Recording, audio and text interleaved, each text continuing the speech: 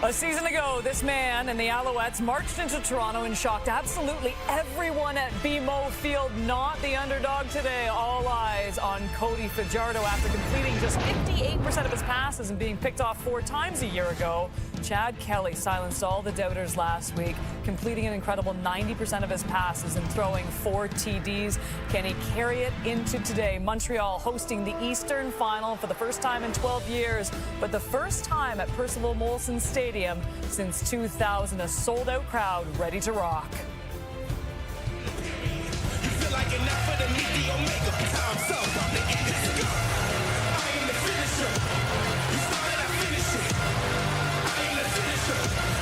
On Remembrance Day, we will honor the fallen and recognize the sacrifices of all who served. Today, while we are united in sport, let us take a moment now to reflect on their courage and the hardships they endured. À la mémoire de ceux qui ont réalisé les sacrifices à la défense de nos libertés, nous vous invitons maintenant à vous lever et à respecter un moment de silence. We now invite you to rise for a moment of silence.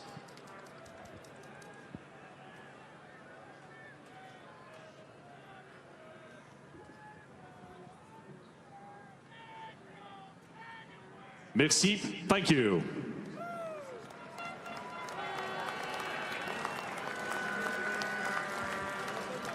Mesdames et messieurs, veuillez maintenant retirer chapeaux et casquettes pour l'interprétation de notre hymne national par Chloé Doyon. Ladies and gentlemen, please rise, remove hats and caps for the singing of the Canadian National Anthem by Chloé Doyon. Au Canada, terre de nos aïeux, ton front est ceint de fleurons glorieux, car ton bras sait porter l'épée, il sait porter la croix. Ton histoire est une épopée des plus brillants exploits. God keep our land glorious and free. Oh Canada, we stand on guard for thee. Oh Canada, we stand on guard for thee.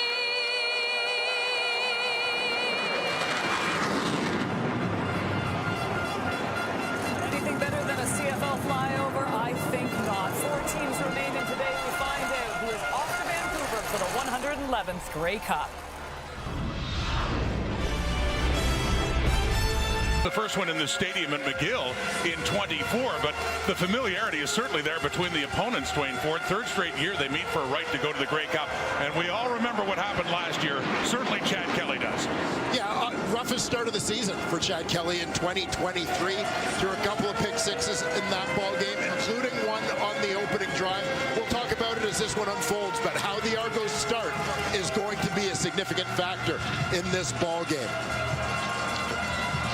And there you see one of the guys looking to make Chad Kelly's life miserable, the most outstanding defensive player in the Eastern Conference this season, Tyrese Beverett. You'll notice him line up in various places around the field on that defense. Jason Moss followed up last year's Grey Cup victory with the best record in the CFL this season. He's the East nominee for Coach of the Year. And Ryan Dinwiddie has made it to this game all 4 years as Argos head coach. This will be the first one on the road. The Alouettes won the toss. They want the ball. The Argos to kick it from the west. Heading west, Ryan Dinwiddie's team to send it the Alouettes' way. James Letcher back for it. Who's going to the Grey Cup in Vancouver? We start finding out now with Letcher taking it just inside the 20. East Finals underway as he takes a hit, and he does get tackled just shy of the Montreal 40 for Cody Fajardo. Missed 4 games with injury this season. He still had the highest completion percentage in the CFL at 73. Yeah, one of the things that stands out about Cody Fajardo, in addition to that completion percentage, is a level of consistency from game to game, and that he didn't have a single game this year in which he threw more interceptions than touchdown passes. Alouettes looking for that quick start that you talk about. When they score first, their record is outstanding. Only one loss this season from the 38. Faking the handoff to Walter Fletcher, and he does dish it off, but coming in quickly is Tavares McFadden on the fullback David Dallaire in a short game. We take a look at the offense. Josh Donovan, who started at right tackle most of the season, out with injury. Jamar McGloster, the starter a year ago, back in the lineup the last couple of weeks. He's at that right tackle spot. Cole Speaker, Montreal's leading receiver this season, leading receiver in each of the 3 games against the Argonauts in the regular season as well. 2nd and 7 after that 3-yard pickup by Dallaire. A 3-man rush, a quick throw, bobbled, nearly picked off as well. Tunde Adeleke had a chance. It was intended for Charleston Rambo. It's incomplete, and the opening possession for the Alouettes is a 2-and-out. Yeah, Charleston Rambo coming from the outside is going to work his way into traffic a little bit here with Sneed clearing things out. See good coverage on the play. Benji Franklin supplying the initial coverage. Adeleke in support, as you said, nearly coming up with the turnover. Back in week 6 on this very field, Janarian Grant had a punt return for a touchdown. Ended up doing it in 3 straight games. Joseph Zima to get this one away and sending it right as Grant takes it down around the 15, and not much room down there. He gets what he can before he is pushed out of bounds by Jacob Mason. Chad Kelly, the most outstanding player in the CFL 1 year ago, but his worst start in the CFL came in this game a year ago. He threw 4 interceptions. The Alouette defense dominated that day. They certainly did. And fascinating start to that one for the Toronto Argonauts as their offense was marching on their opening possession. As they got into scoring position, Marc-Antoine Dequoy came up with the pick 6 that just seemed to open the floodgates and get in the head of Chad Kelly. First play from scrimmage Argos, and that one sailing it off for Janarian Grant and a little bit wide for him. Tried to lead him, it falls incomplete. 2nd down. Taking a look at the Toronto Argonauts offense along the O-line. Ryan Hunter started most of the season at left guard. He's at left tackle today, the East Division's most outstanding offensive lineman. And keep an eye on Mackay Polk, over 100 yards 6 times in his last 8 games. He's been one of the great receivers in the CFL in the back half of the season. 2nd and 10. The Argo 26. Kelly steps up, gets rid of it. And it is intercepted. Najee Murray has it. He was waiting for it. And a good return here into the Argo zone. And finally he is tackled. And the ball came out. You can see who touched it before heading out now. And the Argo's offensive line is walking back out on the field. Yeah, Toronto touched the ball, so they got a break on the Murray interception leading to a fumble. Big break for the Argos as Kelly was picked on that pass. There you see it come out. Last one to touch it, Kadeem Carey.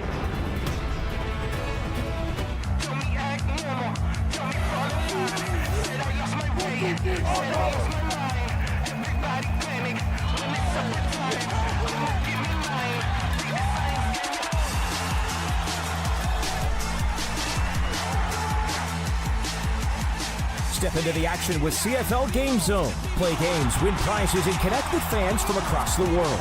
Join the ultimate CFL fan experience today at gamezone.cfl.ca. Montreal's end zone by Benji Franklin. Yeah, big play for the Toronto Argonauts. Holding tough. We discussed it during the regular season. The games in which Montreal has struggled this year basically are when opponents get off to a good start against them, keep the game close, don't let Montreal get going. Montreal's designed formula for victories to get off to a good start. That's the reason they took the ball when they won the coin toss in this ball game instead of waiting to see the wind in the second half. So Liram Hiralau kicks it off. James Letcher has it. The Alouettes in an early hole after a pick 6. And a good return going here by Letcher. He can break him. Got a great one there as he gets into the Argo zone across midfield for James Fletcher. And mentioning those turnovers, have another look at what's happened so far. Well, there was the one committed by Toronto, picked off by Najee Murray, but he just as quickly gave it back to him. Yeah, Mackay Polk coming back with the strip. Kadeem Carey with the recovery. Funny way for the Argos to get a first down. Then Walter Fletcher on a big run gets stripped from behind by Mark Milton. Deshaun Amos with the recovery. And there the pass off the fingertips of Fletcher into the waiting arms of Benji Franklin with his second defensive touchdown of the postseason. Back-to-back weeks for Benji Franklin. Back in the ground. Walter Fletcher, once again, like in the play that he fumbled on earlier, finds an opening through that Argo front seven, works up a good game. Yeah, looking at Toronto defensively, Jake Seresna at D-tackle has been an absolute stud for the Argos all season long. Winton McManus had a pick six here when these two teams met in week 6. Had the pick last week, for which Tarvaris McFadden, the field corner for the Argos, had the 6 after the lateral. 2nd and 2 after the gain by Fletcher. Back in his hands. First down. The Montreal, as mentioned, certainly got outrushed in their last meeting against the Argos in Toronto. Trying to really establish the running game in this one. Yeah, and big response for Montreal here. Thus far started with a fantastic return by James Letcher. And Fletcher, after a couple of mistakes in this ball game. 42 read stone, W slide, Z stitch, X Halloween. Even, ready? Aggressive first down run and fighting through traffic to move the sticks for his team. Looking to put those early mistakes behind him. Down to the Argo 31 now. Alouettes trailing by 7. A fake to Fletcher. Fajardo rolling left, throwing that way. Out of bounds it goes. Second down coming up. You mentioned the pick 6 by McManus. That was actually off Caleb Evans because Fajardo was injured early in that second meeting. The first one here back in week 6 against the Argos, and done for 4 weeks with a hamstring injury. Yeah, and you talk about the 3 regular season games between the two teams. That one did sort of materialize as a battle of the backups as Chad Kelly was still serving his suspension. Cameron Dukes, the starter for the Toronto Argonauts at that time. Dukes, who had started 8 of the first 9 games for Toronto. Nick Arbuckle the other one. And then after serving the 9-game suspension, Kelly came back. Played 8 in the regular season. Here's Fajardo. Deep look over the middle. Oh my goodness, nearly a brilliant catch by Charleston Rambo. Just couldn't hang on. Right in behind coverage. Mouthpiece comes out, but the ball hits the turf. Yeah, beautiful adjustment to the football. Rambo coming left to right on your screen. It's the way he tracked the football where the defenders weren't able to. But couldn't come up with the one-handed grab in the end, trying to use that. Keep the left arm up to keep the ball off the turf. Heck of an effort, but unfortunately unable to get the completion. Jose Maltos on to try this field goal from 38 yards. He's been the Alouettes kicker since week 5 after the injury to David Cote. And Maltos, who missed only 3 during the regular season, he gets that one. Back comes Chad Kelly in the Argo offense.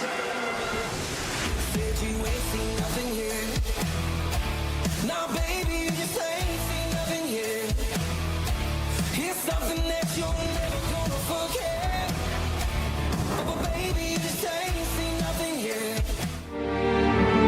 There is something remarkable happening here, and anyone who hasn't got the message that the CFL is alive and thriving is just not paying attention. This has been a truly amazing time for us. He's going to get to midfield. There's a block. Hogan with the house call. Down the field. Keyshawn Johnson. Fajardo throwing towards the corner. One hand, and they got it. An unreal play by Speaker. Randy Oliveira.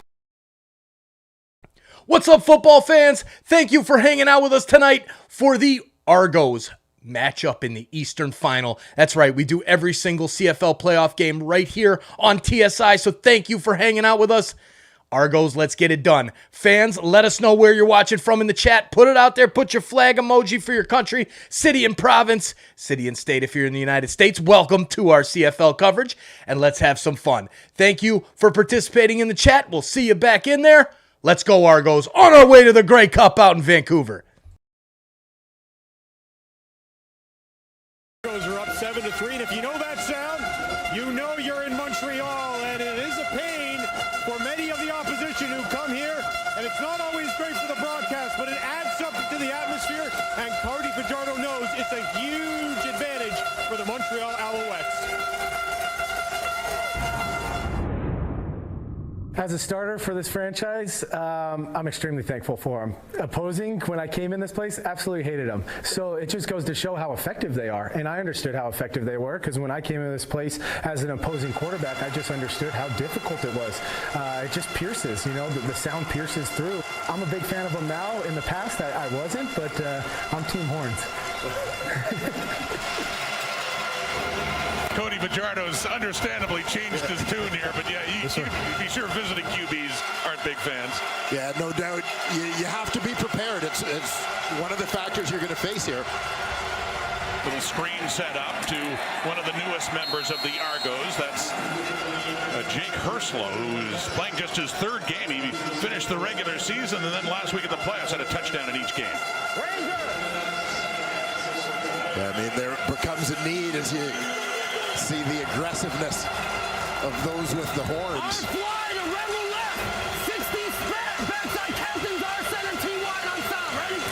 Absolutely screaming even in the huddle, and you got to go silent count as an opposing quarterback.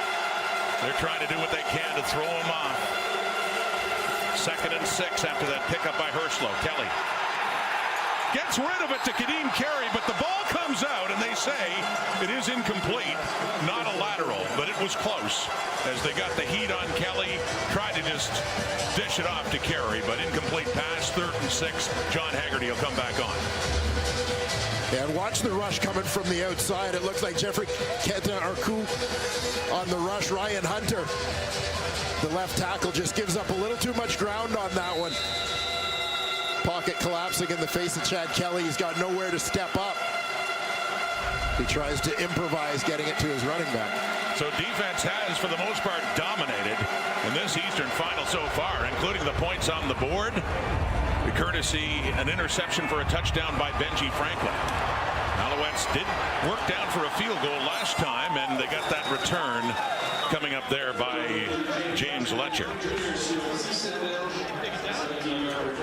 Well, scan the QR promo code on screen to get 40% Crave annual plans and start streaming the biggest hit shows everyone's talking about. That is only on Crave. Right now, here, fellas, we're going to go gold, the left, X-Flow, 849, W Slick, X Rodney, Nitro, Y Maxim. Ready?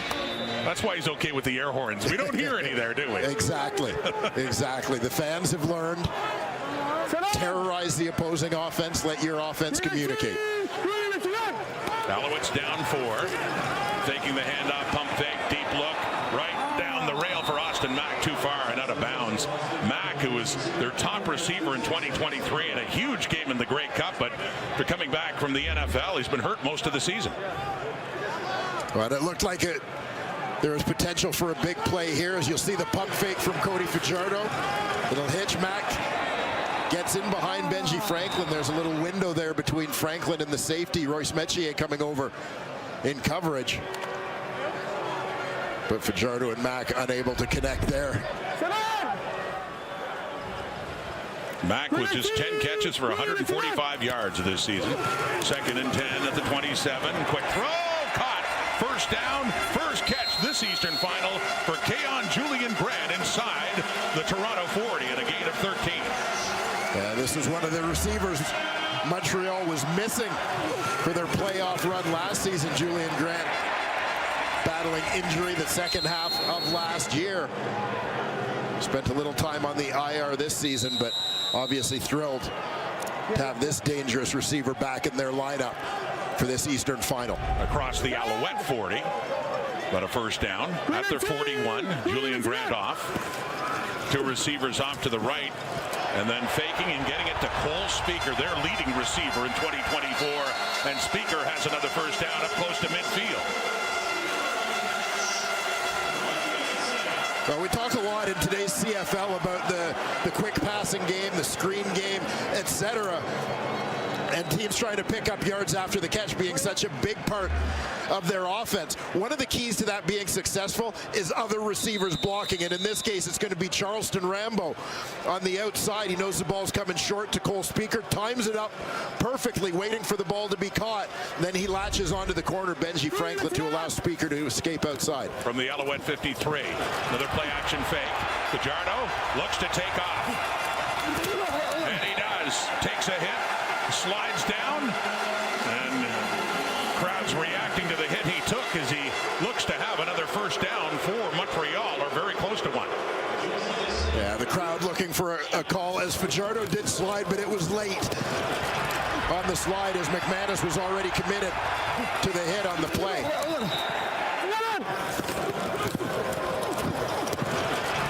Good decision made here by Fajardo, not trying to force something. He sees open ground in front of him, allows him to get close to that first down. And he stays in for short yardage here on a second and inches at the Toronto 48. And back to throw.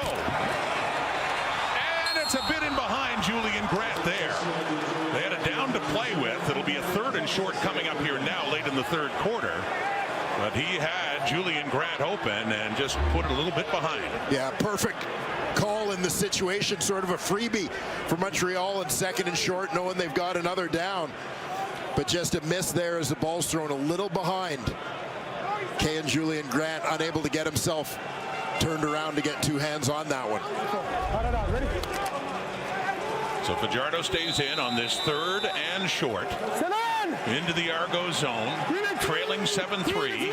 There's seconds to go in the first quarter. Fajardo keeps, and he does have the first down.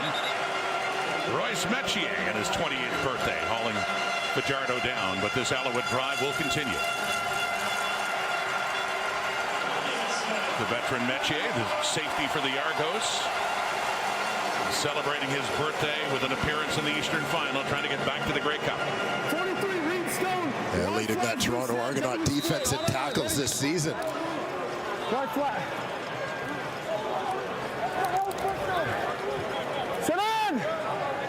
Walter Fletcher back in the Montreal backfield. It's Tyler Sneed in motion and going back to the right, handing off to Fletcher, and pushes up for a couple more yards. For Walter Fletcher, late flags coming out after that one is whistled dead. And what would be the final play of the first quarter?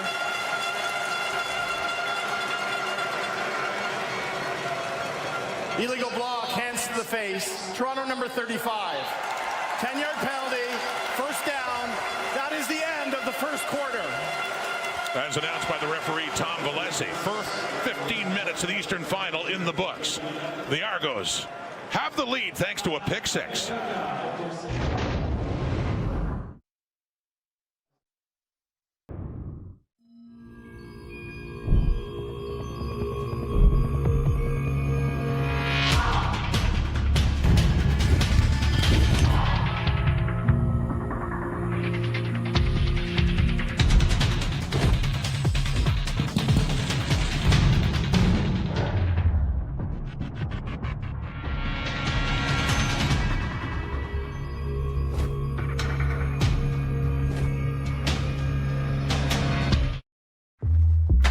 Whatever you drive, however you drive.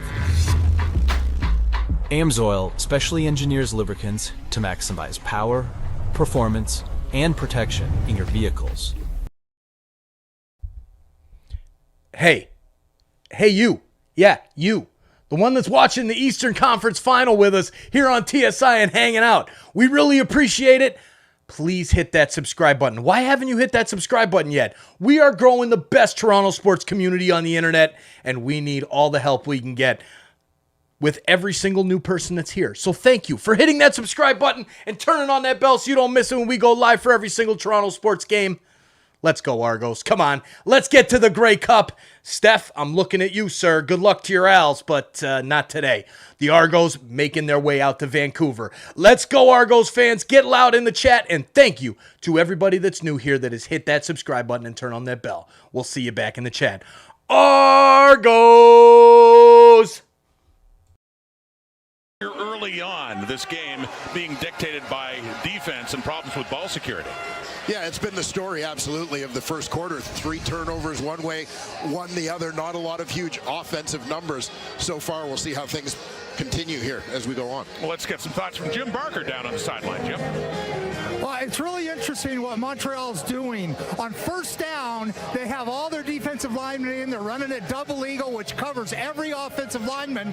Then on second down, all but Dylan Winley's. They have 1 defensive lineman in, and everybody else is linebackers. Sometimes they bring them, sometimes they drop them. But to the Argos, it's a tough look. Thank you, Jim. Boy, there's a man who knows both sides of this matchup in the East Final. Jim was with the Alouettes as their OC in 2002 against the Argos, and of course with the Argos when they came in here the last time it was played in Montreal back in 2012 and bumped as Austin Mack by Benji Franklin, who has the Toronto touchdown after that catch and a pickup of 6.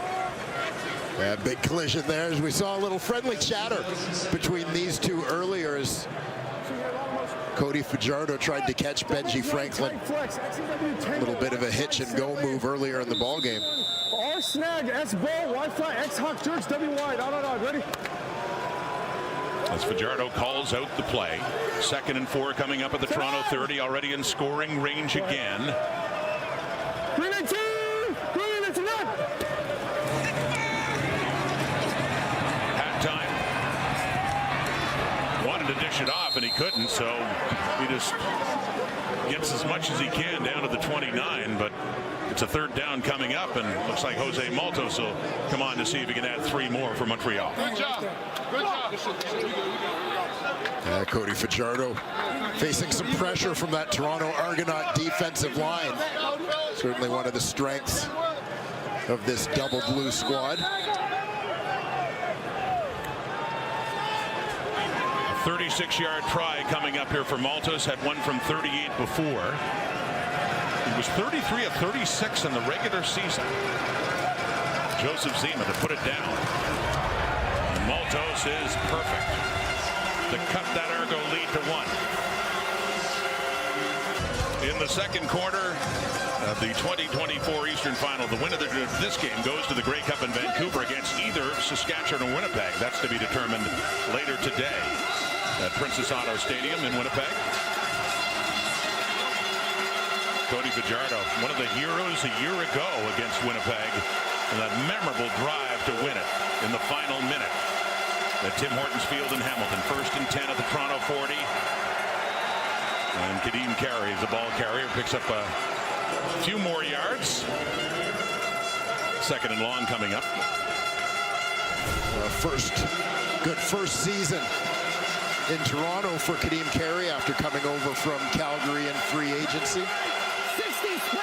Making life difficult on defenders, as you see, causing the most missed tackles as a ball carrier this season, leading the league. The crowd and the air horns picking up again on the 2nd down and 7. Chad Kelly, they've got him. Kelly gets sacked. Isaac Adeyemi Berglund and Dylan Wynn coming in.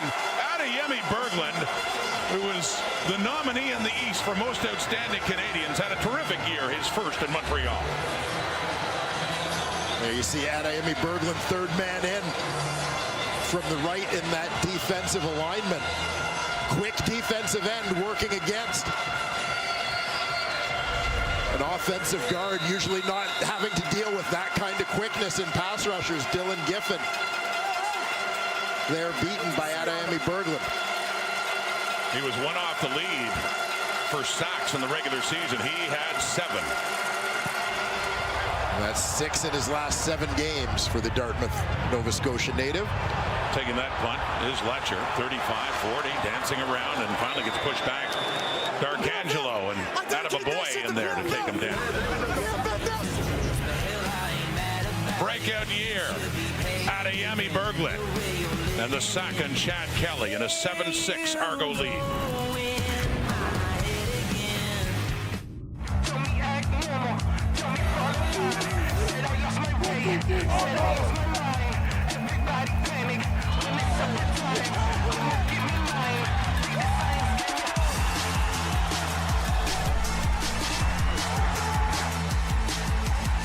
Step Step into the action with CFL Game Zone. Play games, win prizes, and connect with fans from across the world. Join the ultimate CFL fan experience today at gamezone.cfl.ca. And he'll take it in for the touchdown. The 5th return touchdown as an Argonaut for Janarian Grant, and what a time to get it. You can see from the moment Janarian Grant picked up the football that the Alouette cover team was outflanked to that bench sideline.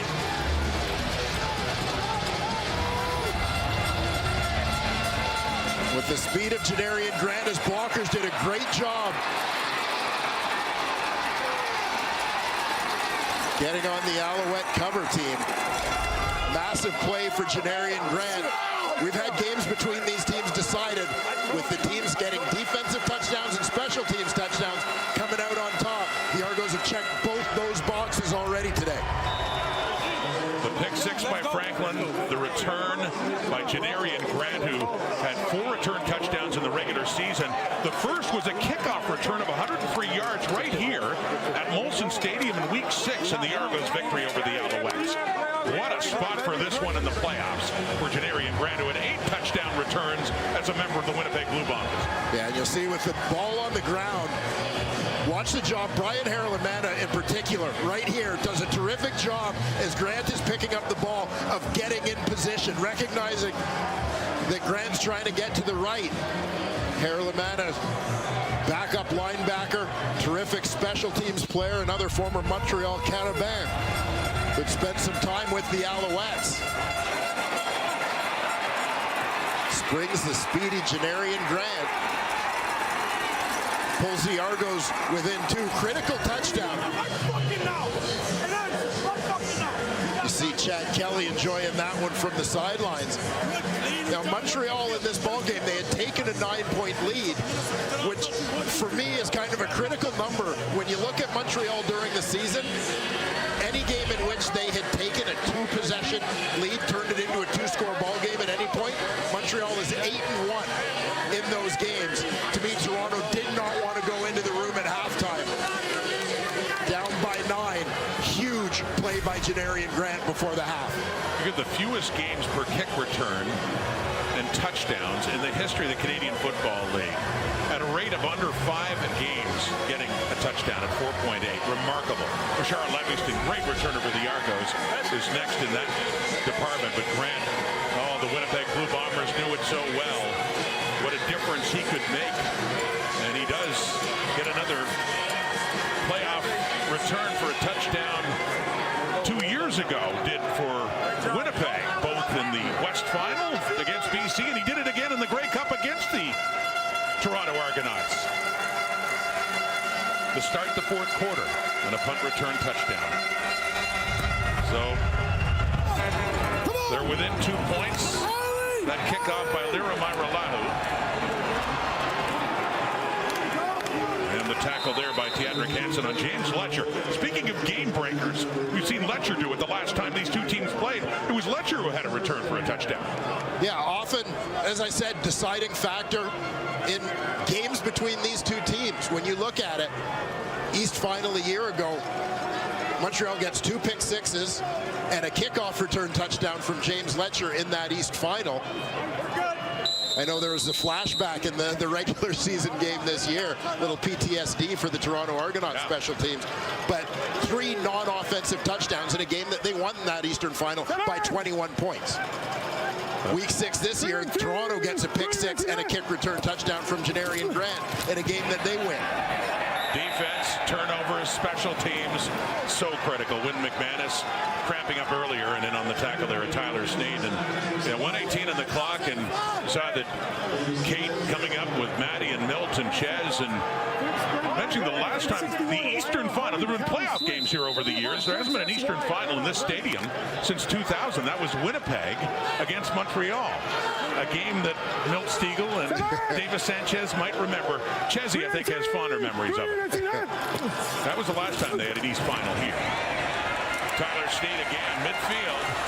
59 seconds, lots of time for the Alouettes. The lead is down to 2, but they may have an opportunity to add to it again here. Yeah, an important drive for Montreal now, not just about the response with Toronto having momentum, but remember, the Alouettes took the ball when they won the coin toss. Toronto's going to get the ball to start the second half, so Montreal would love to get points here rather than giving the Argos a chance to score back-to-back. Clock ticking at 50 seconds. Cody Fajardo throwing. Oh, close for Sneed. Reaching out. Got the fingertips on it, but couldn't bring it down. 46 seconds to go, and a 2nd and 10 coming up.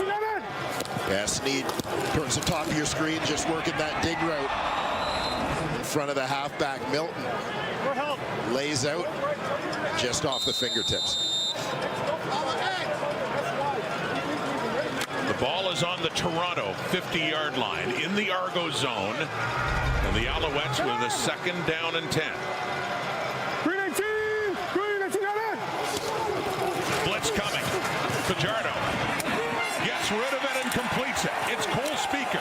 Ball comes out. Argos have it. Another turnover. And another fumble by Montreal when they were in scoring position. It has been costly for the Alouettes.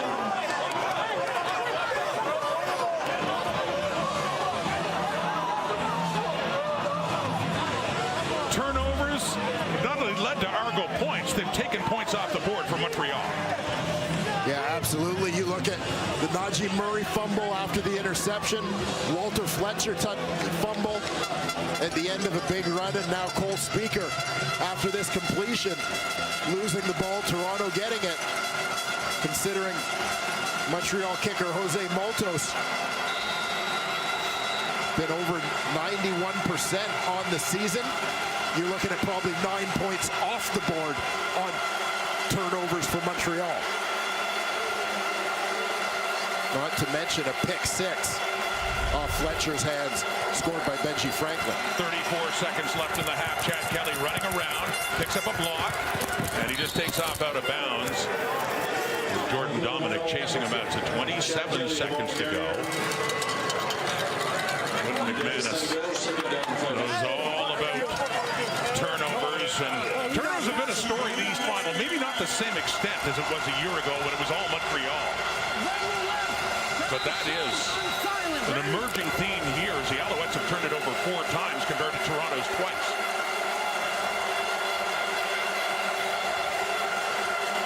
Trying to get in range for Lirim Hajrullahu. That is caught. Mackay Pope. Tyrese Beverett waiting a moment to touch him.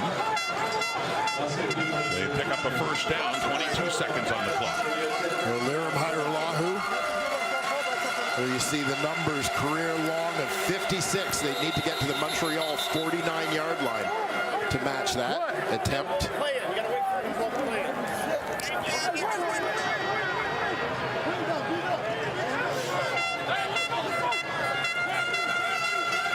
Please reset the game clock to 22 seconds. 22 seconds. There's Hajrullahu. We get a franchise record 8 field goals the last time these two teams met. Back in week 17, 6 weeks ago. To 24 seconds. 24. Convalesce asking for a few more seconds to be put on the clock. So 24 now. Argos at their 46. Hajrullahu season high is 51 yards. Kelly with time. Bobbles up, nearly picked off on the deflection. Intended for Tavares Daniels with Beverett coming back with a shot at it. Oh, very nearly. The Alouette ball here as the Argos being aggressive, trying to get into scoring range, be it a field goal or a shot at the end zone. 15 seconds. Fighting all that noise here at Molson Stadium. Kelly with time again, takes a deep shot, and it's caught by DeMonte Coxey, who couldn't play last week, got injured in the final regular season game. It was a game time decision. They figured he was healthy enough to play, and he's just made a catch that's put them at the very least in field goal range. Coaksey, the outside receiver on this one, Mackay Polk, has got the out route in front of him, which is going to take away inside help. And that deep ball, Coaksey, one of the best contested ball receivers in the league. Trying for the end zone. Caught. Touchdown. Massive. Unbelievable. Back-to-back plays to Coaksey.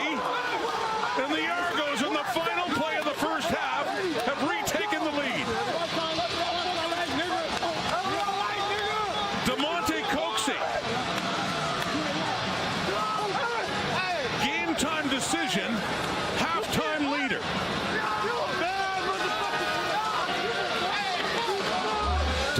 Coaksey has established himself over the last couple of seasons as one of the best receivers in the Canadian Football League in traffic. And he demonstrates it twice on this critical scoring drive for the Toronto Argonauts. Unreal catch in the corner for a touchdown. Is it going to stand as a challenge is coming? That was the question. He clearly caught the ball. Did he land in bounds? Looked like he did, but there could be a challenge here for pass interference. Offensive from the Alouettes. All the scoring plays are reviewed automatically.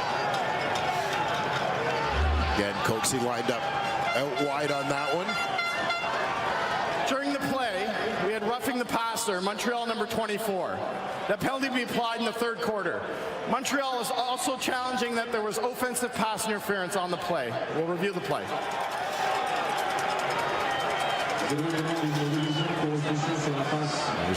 Coaksey down the sidelines. Used the left hand a little bit to shield the defender. Lorenzo Burns, watch the left hand as the ball is coming. Now, to me, that's just hand fighting between the two. He didn't appear to really shove off.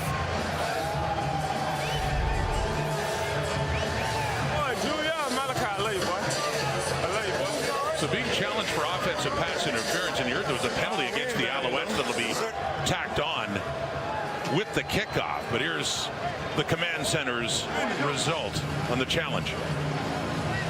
After review by the command center, the ruling on the field stands. Montreal will be charged a timeout.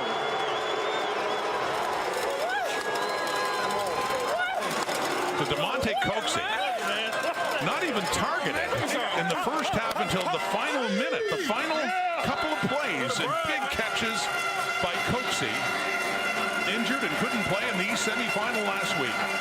And Liram Hiralau with the point after. And suddenly, stunningly, for the Alouettes, who had taken control of this game, has seen Toronto come back and lead it by 5 heading to the dressing room. Touchdowns on offense, defense, and special teams in the first half of this ball game for the Toronto Argonauts as they were down 2 possessions, down 9. It was Janarian Grant sparking the comeback down the sidelines with a big return. Janarian Grant, man of the moment, standing by with our Matthew Shinetti. Janarian, I know your teammates have been asking for a return like that all week. How sweet was that? It was very sweet. You know, I just thank God. You know, one play at a time. That's what we got to do. We got to come out here and play Argos football. And how does this team keep stacking explosive plays off of your return, those 2 huge grabs from DeMonte Coaksey? We just got to stay level. Never get too high, never get too low. Just stay right in the middle, and after that, we're going to climb. Everything going to right for itself. Thanks for this. Yes, sir. Thank you. Well, Kate, in a matter of seconds, this game just flipped on its head. Back to you. Yeah, just wild, Matthew. And this is exactly what happened last week. It was a close game between the Red Blacks and the Argonauts at half. And then all of a sudden, a couple of big plays changed absolutely everything for Toronto. Back alongside Davis Sanchez, Matt Dunnigan, Milt Stegall. And look, the whole first half, we're sitting here and we're like, special teams is great for Toronto. The defense has been great, but their offense can't get going. Chad, his numbers were atrocious. All of a sudden, 2 big plays, and we got the Argonauts up by 5. Yeah, and that last play was 2 plays by Coaksey, but the one in the end zone, the touchdown, Here's the thing for the officials and the command center to keep in mind as you look at this. That was definitely a push off from Coxie, but it shouldn't have been a penalty. So good call. But when defensive backs and receivers are hand fighting, you got to let it go because of that push off, he made separation. But the defensive back in that spot has to hand fight to keep his hands off him from getting pushed. So just a little reminder, that was well played and a good call, just a good catch. But those 2 plays from Coxie obviously going to get this offense going in the second half are huge because Chad and the passing game struggled mightily. We came into this game talking about the running game for the Argos and Kadeem Carey, how key that was going to be. It was really Walter Fletcher that was the key. He's averaging almost 10 yards a carry, but now I think a little bit of confidence for Chad and this offense moving in the second half. Yeah, and before Coxie made those plays, we were like the Argos. They should be happy that they're going to go into halftime only down by 2 points because of the way their offensive plan, and a big reason because there are other facets of the game we're making plays. And if you're a good team, you have to find multiple ways to win when one facet is not playing well, and so far they've been doing that with their defense. Benji Franklin, I think that's your favorite DB in the CFL. He's athletic as heck. Yeah, and what about this man? And no disrespect to Sean White, but this is the special team player of the year. This man right here, the dread man, Janarian Grant, putting his team in a position to have an opportunity to win this game in the second half. We call those the equalizers. That's what happened when your offense is not playing well, because that's the unit that usually score, but their defense and special team is helping them out. Now they come into halftime, and they come out of halftime with the lead. That's big for Chad Kelly's psyche. Oh, my God. You got that right, because his psyche was going crazy in the first quarter and a half, 2 quarters. You talked about it, Kate. You mentioned what happened last week right before the half. Squib kick going awry for Ottawa. Then what happens? Boom. It sets things up for Chad Kelly in that offense, and it sparked him in the second half, and the defense took it over and finished the deal. Here, look at what happens here. Janarian Grant stays in the game after opening kickoff. Chad Kelly can't even get a hit screen to him. And then here, just scrambled to his left, pressured. I think his arm, to his benefit in defense, I think his arm gets hit, throws a pick to Murray. Unbelievable, nasty start. And then deep ball on 2nd and 3, he pushes it.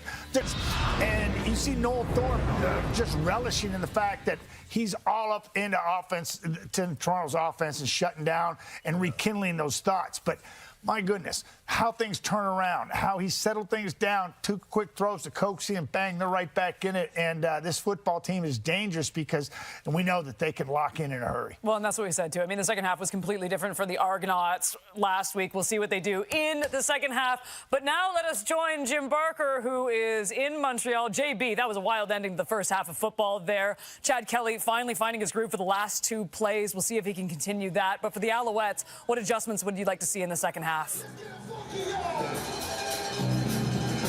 Well, the Argonauts never got in rhythm. Even though the last drive, I mean, they threw 2 balls up. Coxie made great plays. They were great throws. But they haven't gotten themselves into any kind of rhythm, and they haven't shown that they're going to be able to figure out what Noel Thorpe is doing.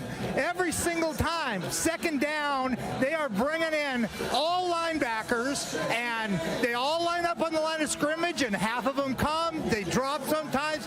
The Argos are confused offensively, and if they don't get that squared away at halftime, this is just a matter of time. The Alouettes are running the ball better than I thought they could inside. I didn't think they'd run the ball real well inside.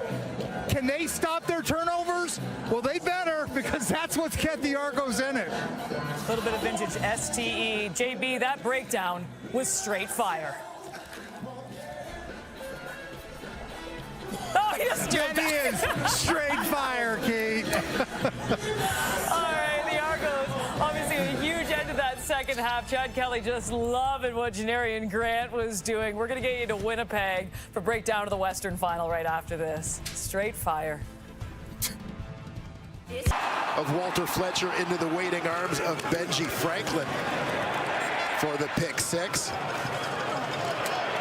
Been able to get that short passing game going a little bit, distributing it to different receivers, and of course, that touchdown connection to Keon Julian Grant. And yes, in fairness to Fajardo on that pick 6 into Fletcher's hands, looked like a completed pass. He was 12 for 22 for 120 yards, the touchdown and the pick from the 33 down the 1st and 10. And trying to run the football, Walter Fletcher. Jim Barker talk about it, impressed with how much inside running Fletcher was able to do. Ran for 50 yards in that first half. Yeah, nothing doing on that one, though, as Isaac D'Arcangelo stepped up on the line of scrimmage. Slicing down from that left side to make a play. Just a yard, a little bit less. 2nd and long now coming up here for the Alouettes.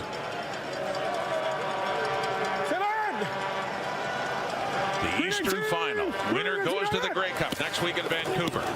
So lots of football to be played. Passing, it's caught, and it's a first down. Keon Julian Grant embracing playoff time after not being able to a year ago. Has a touchdown and has a first down there in another 12-yard game. Second-round pick for Montreal back in 2019. Keon Julian Grant really established himself in the early part of last season as a significant part of this Montreal offense. Battled injuries in the second half last year and at times this season. But good to have him back in this playoff run. From the Montreal 45, quick hitter to Julian Grant again. He set up a 2nd and short. Up across the 50, 7 more yards for Julian Grant and the Alouettes. Again, even though they're throwing the football on first down, 2nd and 7 puts them in a favorable position. Left, W fly 60, R Ottawa, X drive, S wide, even, ready? Creating some options offensively on 2nd down here for Cody Fajardo in the offense.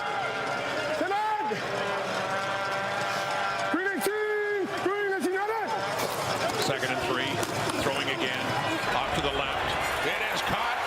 It's Cole Speaker, the Alouettes' leading receiver in 2024, who was their leader in all 3 games in the regular season against the Argos, has a first down and a gain of 16.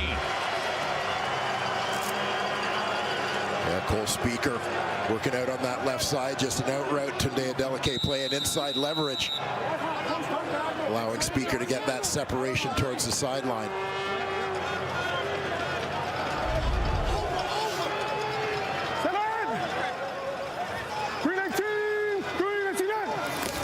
From the Toronto 42 now. Flushed out. They've got him. Taken down, Jake Serezna, one of the sack leaders in the CFL, and picks up a sack there.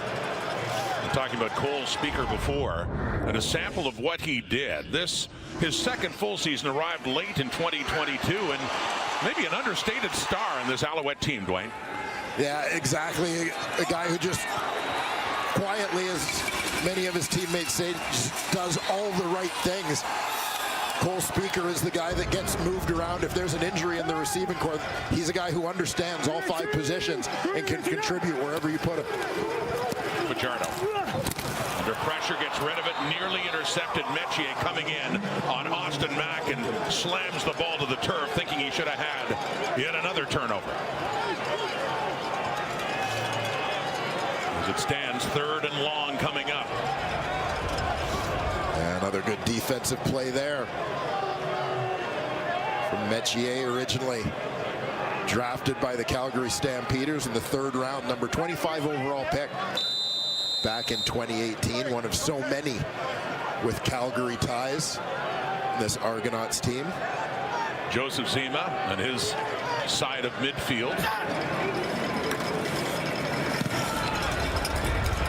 Just try to pin the Argos deep. Lendover ran, beautiful rule. What a beautiful punt. Inside the 5. Janarian Grant, no chance at all on that one. Kelly back on. They're starting deep in their own zone.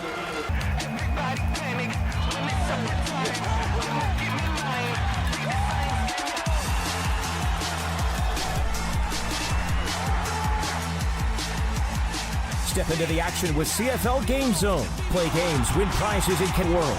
Join the ultimate CFL fan experience today at gamezone.cfl.ca.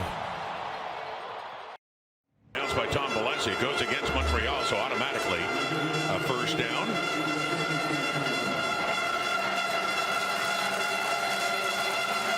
You see, looked like Derek Wigan in the middle of that defense, who claimed a couple of extra inches.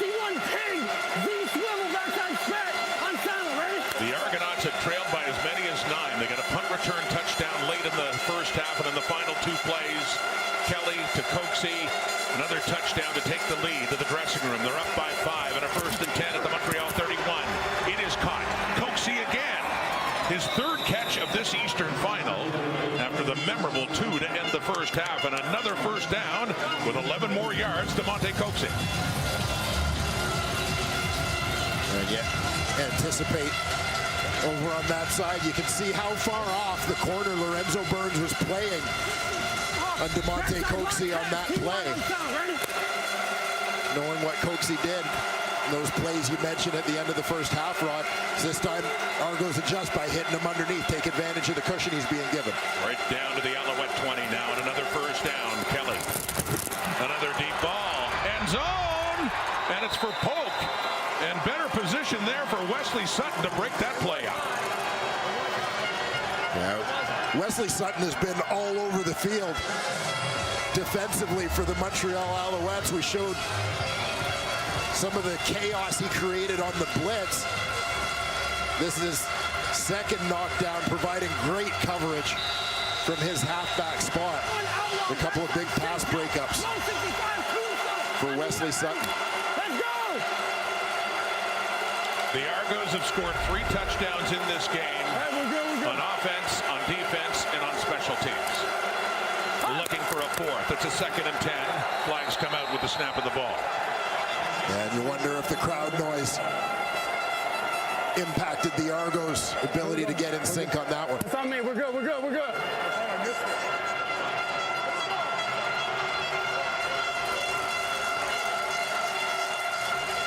Procedure. Toronto number 59.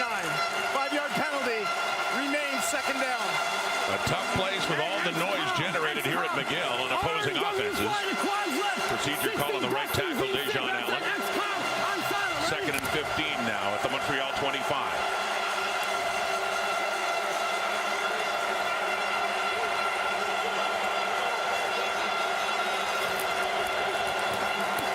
Three-man rush with one dropping back.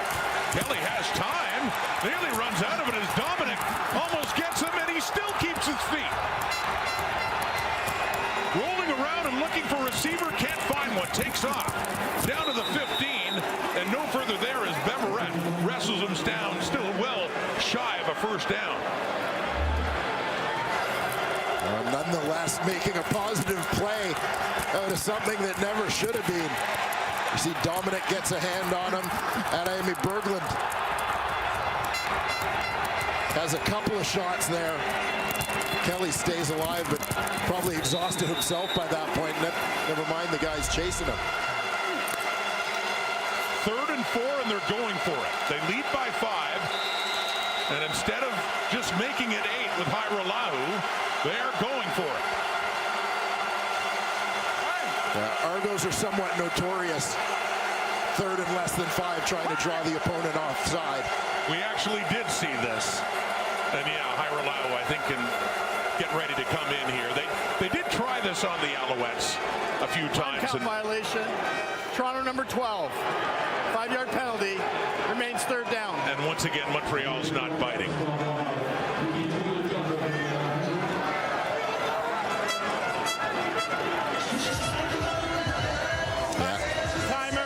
Set the clock to 5:53. So Liram Hairolahu played collegiately at Western, started his CFL career in Winnipeg, went to the Argos where he won a Grey Cup 7 years ago, went to Hamilton, and then went to the NFL for 5 years. Coming back his last time playing Montreal, he was busy with field goals. Set a franchise record. He was 8 for 8. This is his first field goal try of this game from 26 yards away. 3 more on the board, another field goal for Hairolahu, and an 8-point difference now. Argos, they started deep in their own zone, driving down for 3.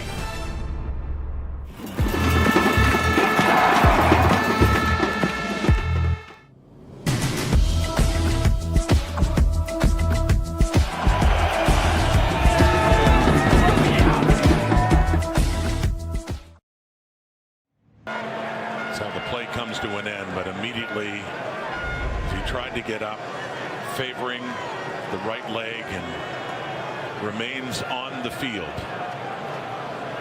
We'll take a break at Molson Stadium in Montreal. There is something remarkable happening here, and anyone who hasn't got the message that the CFL is alive and thriving is just not paying attention. This has been a truly amazing time for us. He's going to get to midfield. There's a block. Hogan with the house call. Down the field. Keyshawn Johnson. Fajardo throwing towards the corner. One hand, and they got it. An unreal play by Speaker. Randy Oliveira. Touchdown. Again, flea flicker. Ford comes back to get it.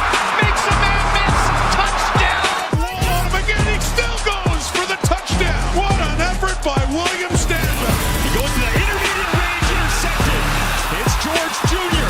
Finds a little bit of space, and here he goes for the touchdown all the way down the field. Intercepted and racing to the end zone. Touchdown, Red Blacks. It's Damon Webb.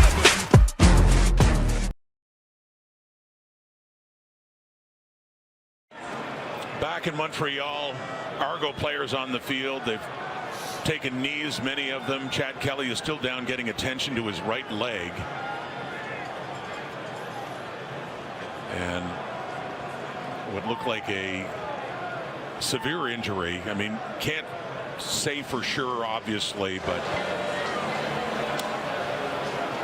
the way he did try to get up and saw movement in the leg. And Nick Arbuckle is taking the warm-ups. Arbuckle, who had one start this season and played a lot in Edmonton in the final game of the regular season. But Cameron Dukes had most of the starts for the Argos while Kelly was out, suspended for the first half of the season. But on the depth chart, they had listed Nick Arbuckle as the number 2 QB. Yeah, it seems early in the season Cameron Dukes was the guy they were looking to develop. The young guy, Nick Arbuckle, was kind of the security blanket, the insurance policy as a veteran guy who knew Ryan Dinwiddie's system, had been with Dinwiddie in Calgary.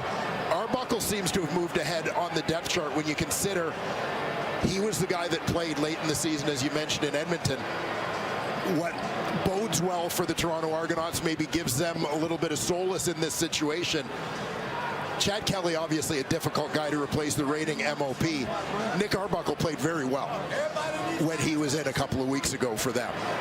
Let's get more now from Matthew Shinetti. Matthew.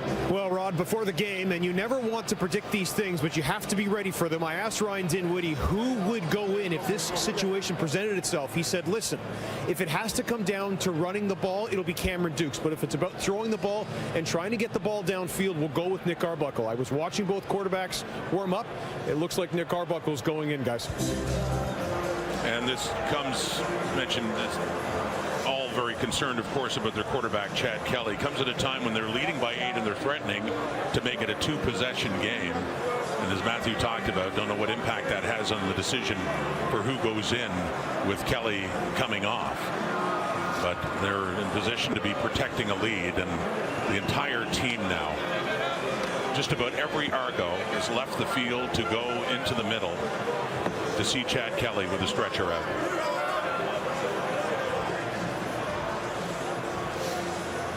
It's been said so many times over the course of this season, the Toronto Argonauts are a different team with Chad Kelly at quarterback.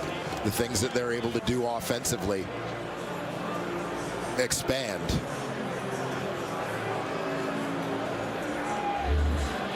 But this is a team that has demonstrated, even in recent weeks, that they can beat you in some different ways, not just relying on the quarterback. I think Kelly's right leg got landed on just at the end of the tackle here. Right as Adiemi Berglund landed in the process of center of his gravity. Landing on the lower leg of the Argo quarterback. Nick Arbuckle goes back with Ryan Dinwiddie when Dinwiddie was the quarterback's coach in Calgary under Dave Dickinson. He was a backup to Bo Levi Mitchell. He made 7 starts when Mitchell was hurt in 2019. Had a record of 4-3. From there, he moved on to Ottawa. Didn't play his first go-around with the Red Blacks, and ended up signing with Toronto in 2021. And ironically, was ultimately traded late in that season in 21 for the rights to Chad Kelly. And Arbuckle later left Edmonton, went back to Ottawa. A guy who's Toronto again. Yeah, a guy who's been given some opportunities in his career to be the starter, signed in situations where he was expected to be the starting quarterback. Hasn't really been able to run with those opportunities, but I think really embracing settling into the role of veteran backup, part of which is stepping in and providing some stability in situations just like this. Late third quarter, the Argos have lost their starting quarterback, Chad Kelly. They do have a lead and a chance to put more points on the board, but it's in the hands of Nick Arbuckle now. Arbuckle on briefly last week against Ottawa when Kelly was pulled from the game by the injury spotter. It is a 3rd and 1. The Montreal 13. And they're trying again to draw them off.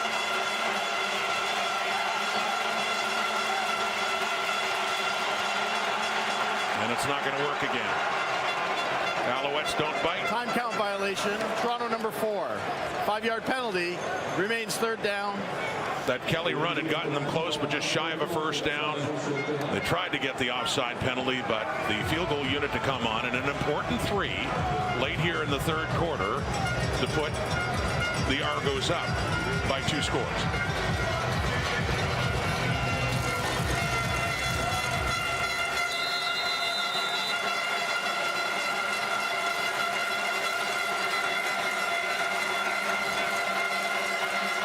Five-yard field goal try. Pyrelau is 2 for 2. The Argos lead's improved to 11 points at 27-16. But bittersweet right now for Ryan Dinwiddie. The concern, of course, about the health of his starting quarterback, Chad Kelly. And now it's about hanging on and doing what they can to advance to the Grey Cup next week in Vancouver.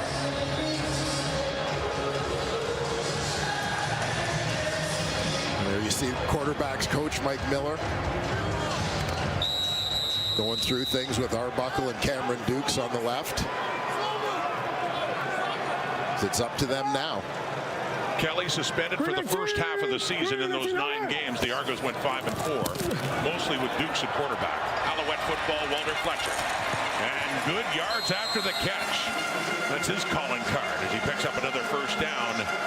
Close to midfield for the Alouettes. Now down 11 points after 3.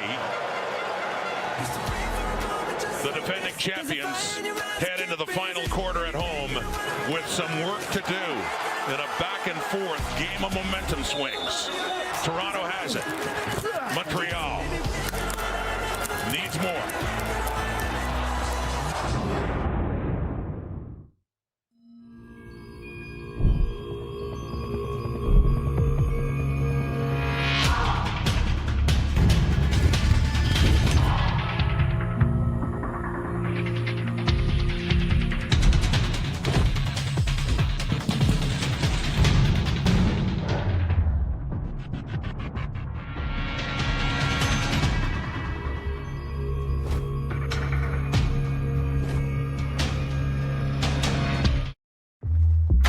Whatever you drive, however you drive. AMSOIL specially engineers lubricants to maximize power, performance, and protection in your vehicles, so you can work hard and play hard with confidence.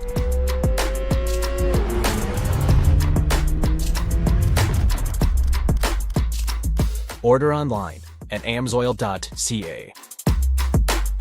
Everyone has different backgrounds, and I think that is very important that all backgrounds get represented. Being somebody who represents diversity, I love to see it when we're giving those people opportunities and allowing them to grow. It's getting to know people who have different point of view about the game of football, but it's also coming with your own perspective, your own point of view, and then what you can bring. You get a lot of support, a lot of friendships, a lot of amazing memories. It's something that I would do 100 times over.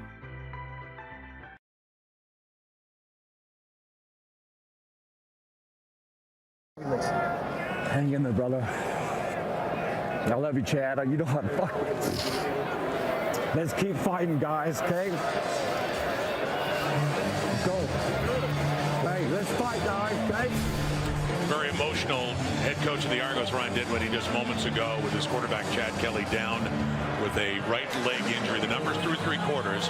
Yes, Dinwiddie's Argos do have the lead. 15 minutes to go and a shot at going to the Grey Cup.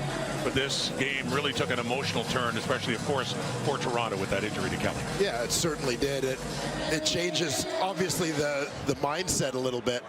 Changes the playbook for the Toronto Argonauts as well. So, you know, we've talked at times this season about the serious injuries, the psychological impact they can have within a game, and overcoming that for both teams, but obviously especially the Toronto Argonauts in this instance.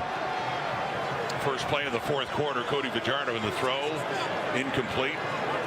The 2nd and 10 is coming up, and you see Nick Arbuckle warming up.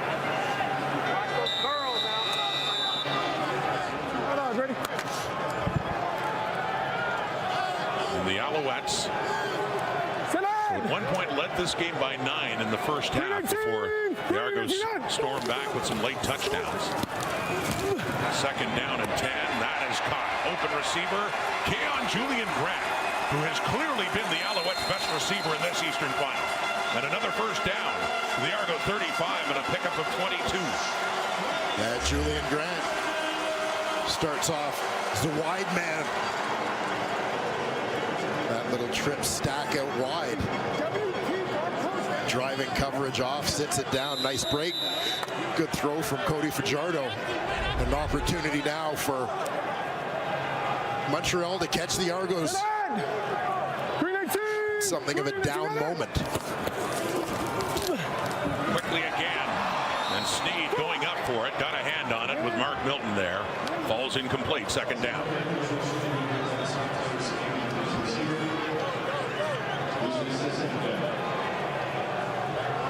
A big 2nd and 10 situation here for the Montreal Alouettes. See what Toronto gives them up front. In 2nd down conversions, Montreal is 10 for 19. Big one here, a 2nd and 10 at the Argo 35. Certainly in the Maltos field goal range, but looking for more. It's caught. First down, right back to Sneed. Tyler Sneed catches it and gets a little bit closer as the sticks will move at a gain of 12. A clutch conversion there for the Montreal Alouettes.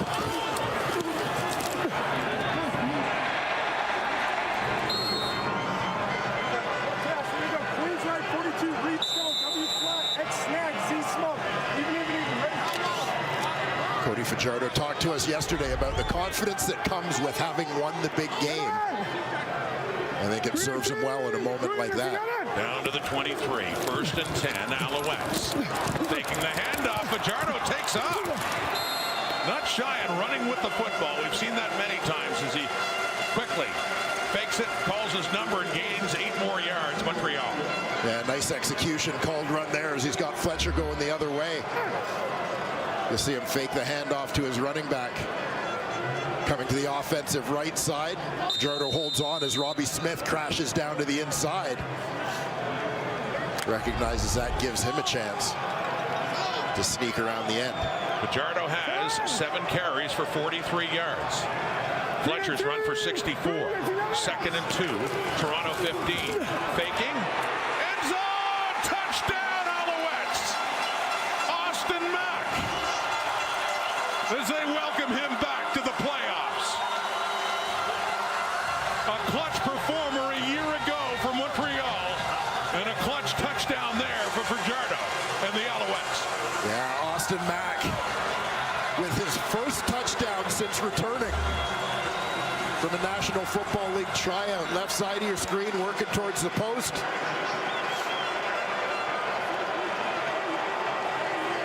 Snap, W11 return, Z Frisco. On, ready? Big week. Snap.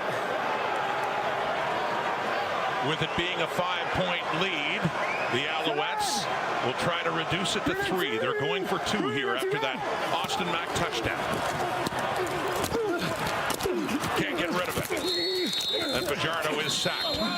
So it remains a 5-point Argo lead. But momentum has clearly swung again to the home side. Alouettes needed to get things going on offense. to start this fourth quarter, and they certainly did with that drive. Capped off with a touchdown. Pretty good headstand after for Austin Mack. I'm a sucker for you.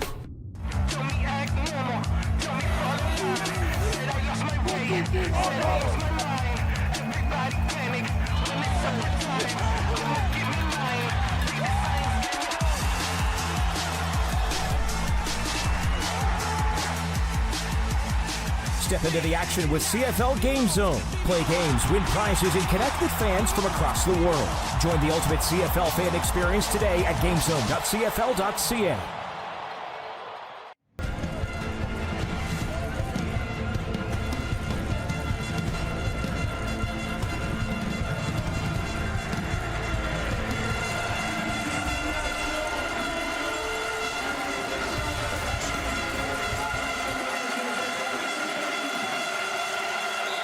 It's nightfall at McGill, and we got a game. We got to finish. 5-point lead by the Argos halfway through the fourth quarter, and Nick Arbuckle, with the injury to Chad Kelly, is in at quarterback. Handing off. They try to establish the running game, which has worked so well for them this season. Kadeem Carey with that rush. You have to think Montreal's anticipating Toronto, especially on first down, is going to lead on that ground game very heavily with the backup quarterback in Arbuckle in there.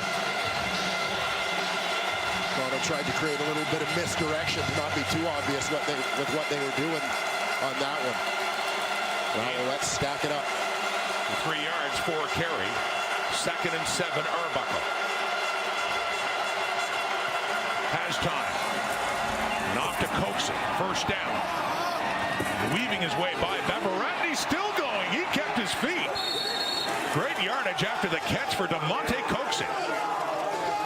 That provides a big lift for the Argos bench. Nice effort by Coxie, who moved tight to the formation, kind of lines up as a tight end before slipping out towards the flat as an outlet.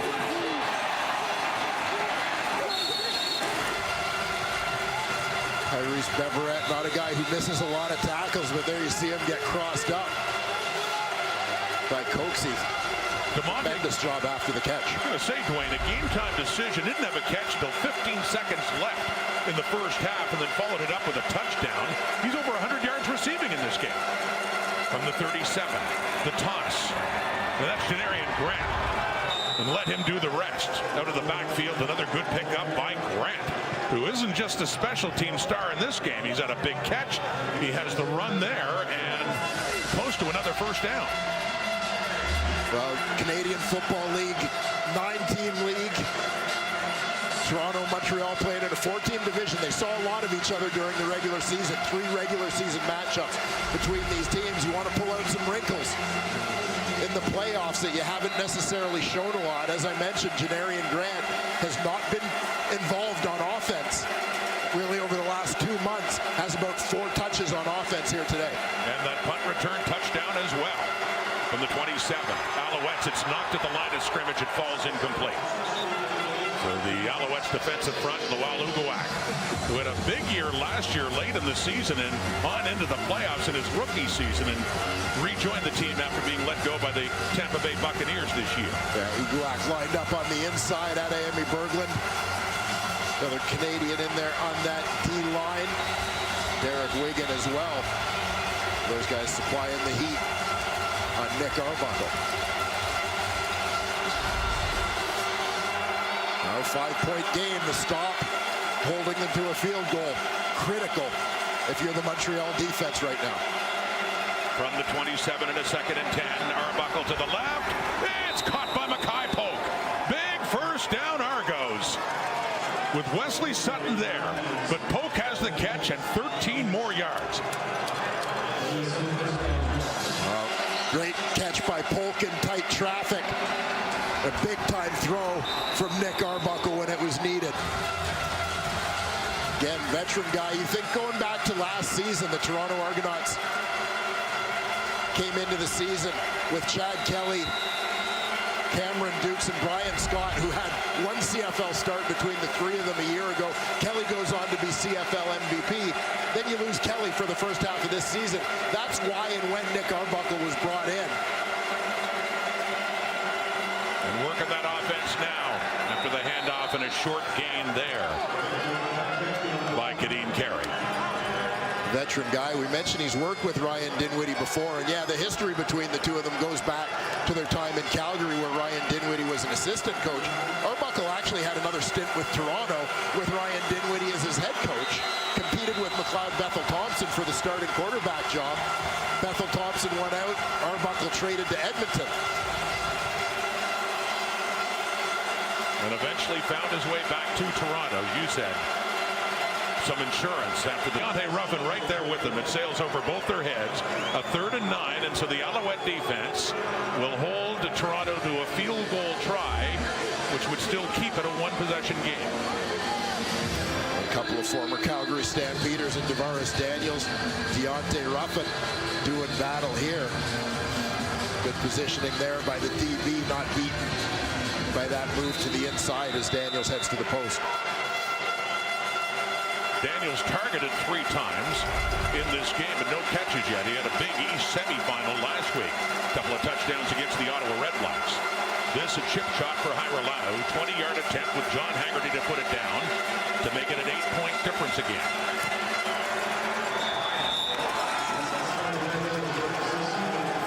On the board for the Argos with another Hyralau field goal in a game where turnovers have loomed so incredibly large, especially the ones given up by the Montreal Alouettes, Dwayne. Yeah, massive. They get an interception early, run the ball back into Argos territory, fumble the ball. Walter Fletcher breaks a big run in Argos territory, fumbles the football. Cody Fajardo looking to Fletcher as an outlet. He bobbles that ball into the hands of Benji Franklin. 7 points on the board. Cole Speaker in scoring territory. Fumbles the football. And then Fajardo as well within field goal range. 4 turnovers in field goal range. From the Montreal 40 and the first down, coming back to it.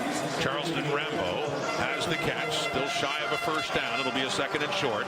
3:48. You start to be mindful of the clock for the Alouettes, who are a touchdown and a 2-point conversion behind. Well, very much so. Left hash here, 8-point game. Right swap, 43 stone, WY Hebrew, Z snap. On, ready? In which you've essentially given up a minimum of 12 points with where you turned over the football, not to mention Toronto having an interception for a TD. Walter Fletcher first down and a little bit more close to midfield. Sticks move for the Alouettes. 3.5 minutes to go in the 4th quarter. The defending champs trying to get back to the Grey Cup. The Argos won it the year before them. They're trying to get back. What's remarkable is that this is a 1-score ball game when Montreal has turned the ball over 5 times, given up a touchdown on special teams, and 1 to the Toronto defense. 1st and 10 and incomplete. Intended for Rambo just across midfield. Another play before the 3-minute warning. Getting late here in Montreal. Nightfall. Stadium lights on in what began in a nice sunny November afternoon. And a critical point now for these teams. With a spot in Grey Cup 111 a week from tomorrow at BC Place in Vancouver on the line. And still to come in Winnipeg, we find out who wins the West. Saskatchewan Roughriders, Winnipeg Blue Bombers.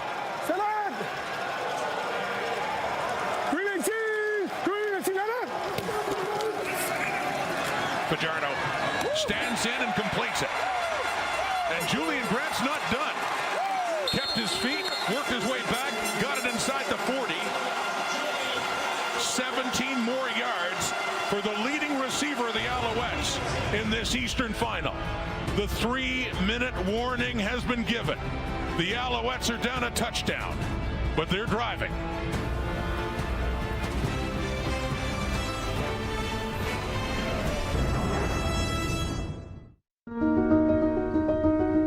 This is where legends are made. The stakes are high. The moment's unforgettable. Pass is intercepted. The hits are harder. The crowd is louder. But one thing feels weightless. The passion, the pride, the pursuit of greatness.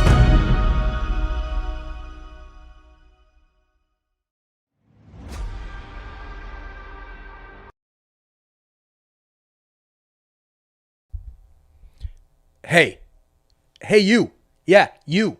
The one that's watching the Eastern Conference Final with us here on TSI and hanging out. We really appreciate it.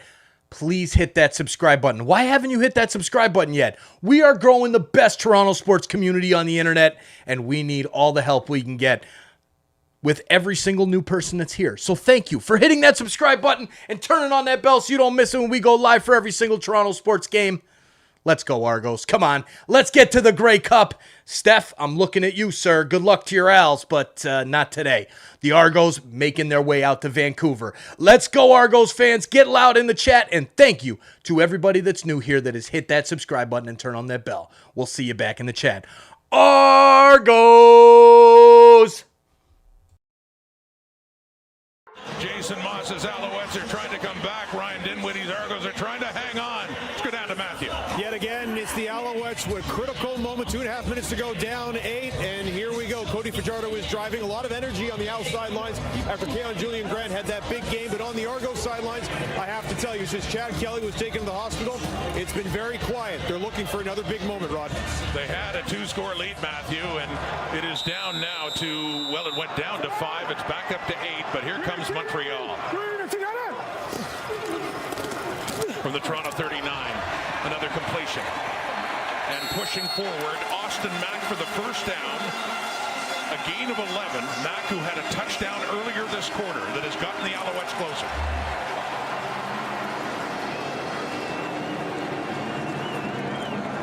What a time for Austin Mack to come alive, limited to just 10 catches. In limited duty down the stretch of the regular season, battling injuries.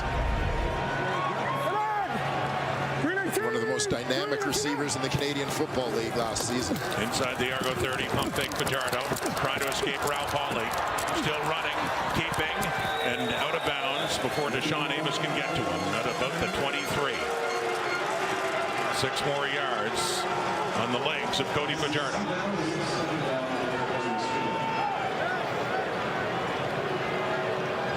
Fajardo's done a good job in this ball game, using his legs, whether by design or by necessity, to extend plays, keep some drives alive.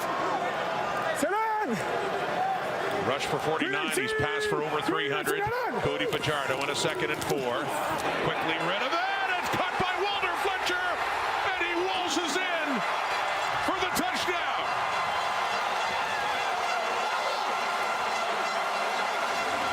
You want drama? We've got drama in this Eastern Final with under 2 minutes to go. And the Alouettes a 2-point convert away from tying this game. Tremendous recognition and execution by the Montreal Alouettes on this play. Quick slant from the outside by Rambo. The traffic prevents Winton McManus from being able to track Walter Fletcher out into the flat on the play. We'll get another look at it after. But great play design, essentially to rub or pick McManus. This is to tie the game. Fajardo into the end zone, intercepted. Benji Franklin, who had a pick 6 earlier in this game, he's taken down in the end zone by Tyler Snead. So what it means is the Argos are still leading, but by only 2 points, with 1:56 to go in the 4th quarter. A big play by Benji Franklin. Tyler Snead coming from the back. He stays in. Help out in protection. Austin Mack in the back of the end zone.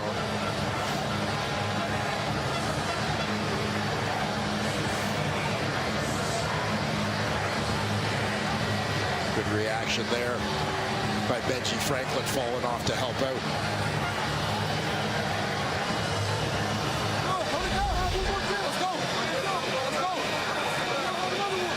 7 plays, 70 yards, just like the last drive they had.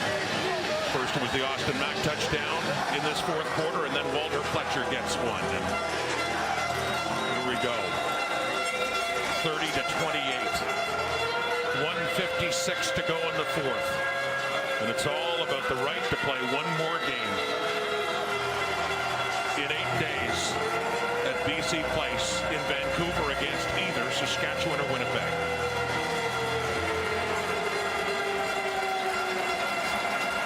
Jose Maltos to kick off. Alouette defense needs to get the ball back for their own. Janarian Grant, game breaker, but not on that play. Good coverage. Wesley Sutton and Lorenzo Burns to take him down. Another look at that Alouettes drive, Dwayne. Yeah, Cody Fajardo, we talked earlier about the confidence he has after winning the big game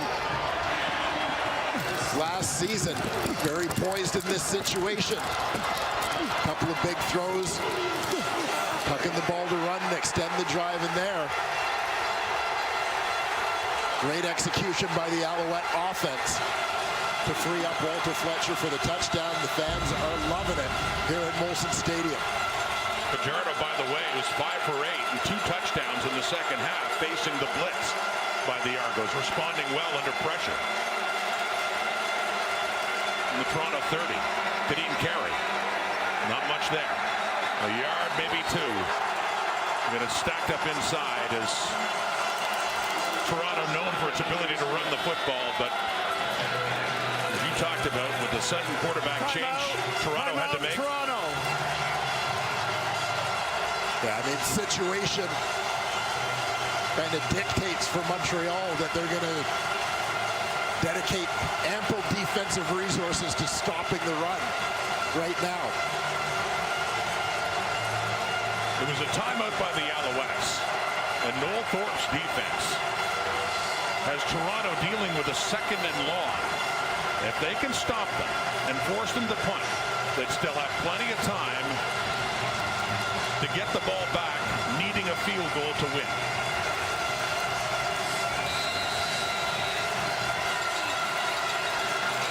Alouettes fans loud and on their feet, sensing the moment.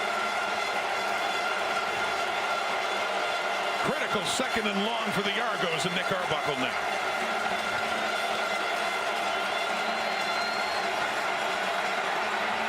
With time, and it's caught by David Ungerer. Big first down, Toronto. As Arbuckle quickly runs up to greet him. Yeah, what a gutsy throw here from Nick Arbuckle.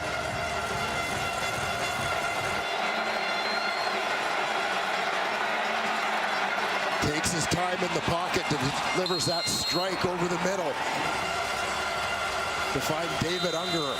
Just had a step on Cabianento.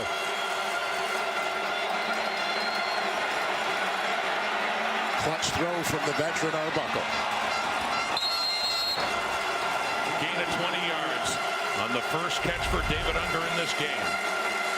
Approaching midfield. Toronto still with the ball. 1:18 on the clock. Carey back to the ground and a couple more yards.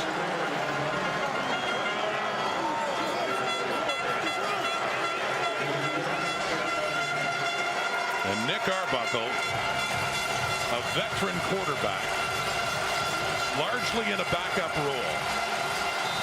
He's been in a lot of situations in his CFL career, but nothing like this.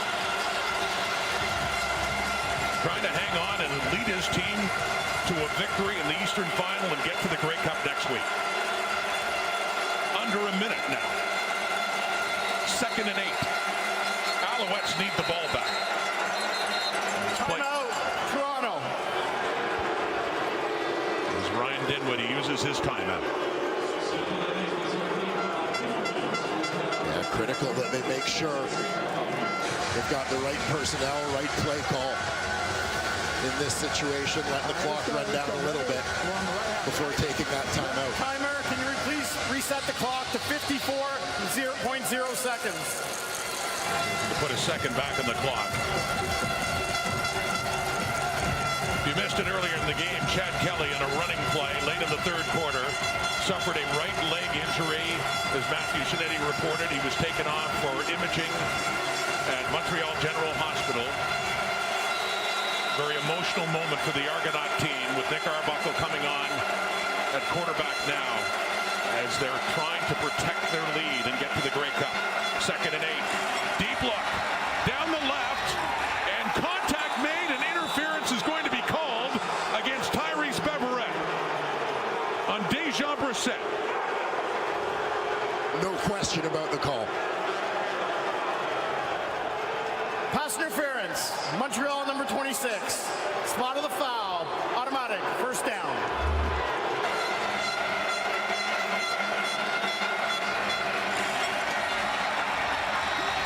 You see Beverett launching himself towards the Toronto receiver, recognizes by the reaction of Brissett that the ball is coming, and kind of runs through him on the play.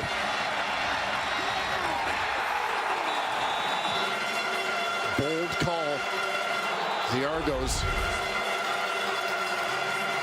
now get into victory formation. They can just take a knee. Nick Arbuckle. And the Argos is closing in on clinching a spot in Grey Cup 111. Called into action in the 2007 Grey Cup, his first CFL start. 17 years ago. Arbuckle.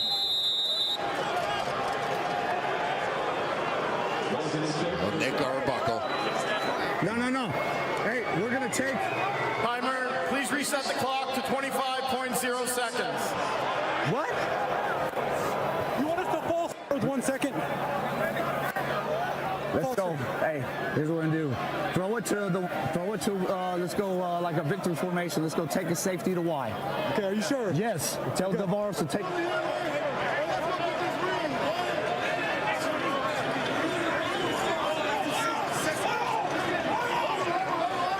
So typically deep in your own territory, you would have a play to give up a safety. Obviously up by 2, they're not going to run all the way back to their end zone and give up a safety, but it's the same play design where they're going to get the ball to Morris Daniels deep, and he's going to run around as long as he can, essentially, and run out this clock.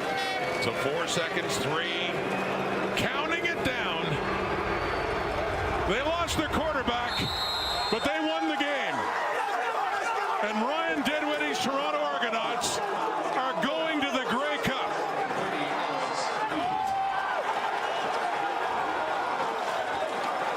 They hang on, and they defeat the Alouettes and get a measure of revenge for last year.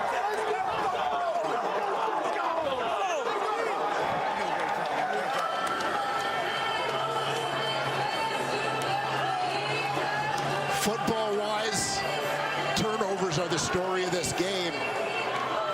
Emotionally, psychologically, the Toronto Argonauts' ability to hang in and do just enough, make the plays they needed to make down the stretch. Nick Arbuckle coming in the toughest of situations with the injury to Chad Kelly. He, along with the Toronto defense, getting them through, guiding them to this victory. Game took several turns, including when Chad Kelly got hurt, and Nick Arbuckle came on to see if he could help Toronto hang on to this victory, and he did. He's standing by with Matthew. Rod, this game took all kinds of turns, and Nick Arbuckle came in, and in a crucial moment, you found David Unger over the middle. That was the first player you went to. Tell me, in a moment like that, where you lose Chad Kelly, but you have to come in, how this team stayed together. Oh, man, Chad's our guy. Chad's our fucking leader. Sorry, the curse word. He's our leader, so as soon as he goes down, he talked all week about he has our back and we have his back. We had his back. We told him that when he was down, that we got it for him. That's all we cared about. This isn't our goal. This team was just in our way. We're on our way to what we were trying to accomplish this whole season. Nick, you and I have spoken a lot over the last few years. Maybe COVID went ahead and took an opportunity away from you in Ottawa, but you might have an opportunity to lead a team now into the Grey Cup. What is this team going to have to do to prepare over the next 7 days to get to BC? We got to do what we always do. We've always taken it one game at a time, just trying to go 1-0 every week. It doesn't take anything special. It just takes the same consistent, high-level professional effort day in and day out to prepare and get better. We've done that all season. That's why no moment was too big for anybody, and it won't be too big for us coming in a week. Thank you for this. Yes, sir. Thank you. Rod. Well, Matthew, just a stunned crowd here at Molson Stadium, and Alouettes players as well. The year they had at 12-5-1, and Ryan Dinwiddie and the Argos remember well the feeling a year ago when they went 16-2 and were upset by the Alouettes on their home field. A very different type of game, certainly score-wise. This one close the entire way. But like last year, turnovers had a big hand in ultimately deciding the winner. Well, they really did. So much of the talk coming into this football game was about the reversal of situations from last year. A year ago, it was the Argos were the team that were sort of home and cooled in first place, waiting for the East Division final. Montreal was the team gaining momentum down the stretch. This time, you had the opposite. Montreal clinches first early, kind of managing things, trying to keep people rested, healthy, but sharp down the stretch. The struggle that it is to maintain that balance.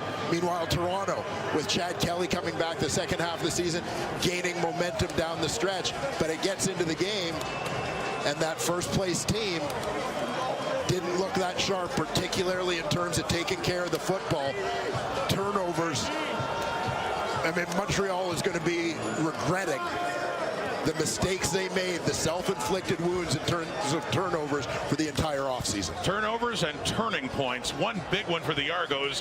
Final two plays of the first half when Chad Kelly found DeMonte Coxey, including that touchdown that really changed the nature of this game. He's standing by with Matthew. Well, DeMonte, Ryan Dinwiddie told me this week that you were about 60% healthy. He got more than 60% out of you. What's been the mentality of this team all week, knowing that explosive plays and in a moment, especially when you see what Nick Arbuckle did coming off the bench for Chad Kelly, this team always delivers? You know, we work, you know what I'm saying, from the quarterbacks to specialists to special team defense. You know, we all work hard. We get to practice. We take every snap serious. So, you know, Nick knew what to do when he came in. You know, the whole team knew what we do. You know, we've been in these situations before. We practiced these situations. So it's just good to see it come together, you know, in real time. 16-2 last year. You lose to the Alouettes at home. You come back here. Is this revenge? Is there satisfaction? How has this team grown over the last year? We've grown a lot. You know what I'm saying? I wouldn't say it was revenge. I just feel like, you know, God put us in situations that we don't understand, but, you know, they always seem to unfold in the way he wanted us to, you know. So we just took that with a grain of salt, and every day we chop wood and chop wood and chop wood, and just we believed that we was going to be back in this situation again, and God put it in front of us, and we made it happen. We'll see you in Vancouver. Thanks so much. Yes, sir. Rod. Thank you, Matthew. On such an emotional day for Dinwiddie and Arbuckle and all the Argos, losing Chad Kelly late in the third quarter, which looked like a serious right leg injury. He went off to hospital, and Nick Arbuckle comes in. Bottom line for them, though, off to the Grey Cup against Winnipeg or Saskatchewan. They faced the Bombers 2 years ago. They faced the Riders last in the Grey Cup back in 1997. So that outcome still to be decided. But what has been decided is who is representing the East and will be presented with that East Division trophy heading off to Grey Cup 111, the 2024 Toronto Argonauts. Now let's head down to the trophy presentation now, Matthew.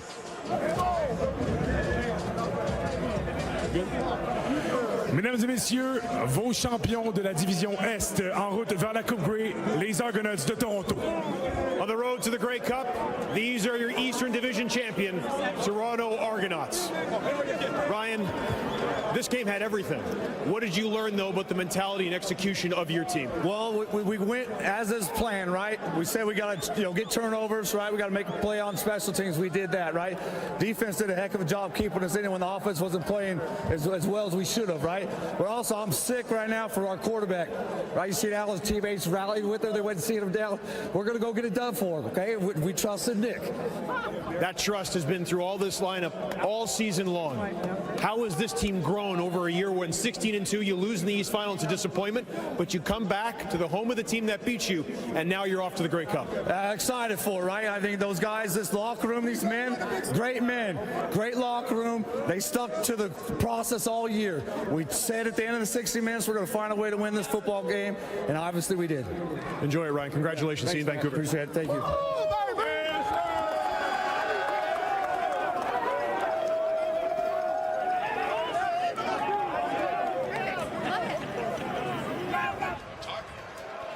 No one touches the trophy as they celebrate winning it, but the right to go off to the Grey Cup against either Winnipeg or Saskatchewan.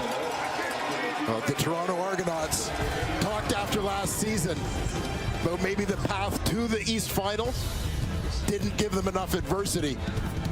They have certainly been battle-tested here in 2024, including today, and now an opportunity to go to the big game. Quarterbacking story, a big one for the Argos, but they win the game. They win the East off to Grey Cup 111 in Vancouver next week.